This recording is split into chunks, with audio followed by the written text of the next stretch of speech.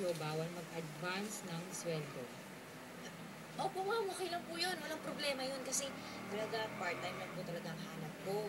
Tsaka marami rin akong nakit sa ibang trabaho. Tapos pinag-aaral ko kasi ng pinsan ko. Ako lahat yung kumikilo sa bahay, kumikita. Tsaka salamat po at pinayagan mo akong pumasok dito sa restaurant niyo kasi kailangan ko po talaga. Payakot ka. Linisin mo yan. Babawas na sweldo mo yan. Ewan ko sinasabi. Tatanga-tanga ka kasi. Tatanga-tanga ka. Nakakaisa mga customer. O ikaw, magsimula ka na. Tulungan mo siya maglinis. Opo. Okay ka lang. Okay lang sa namin. Pangit pa sa gabi. Talaga ako pa sa Walter? Walter Gulapa?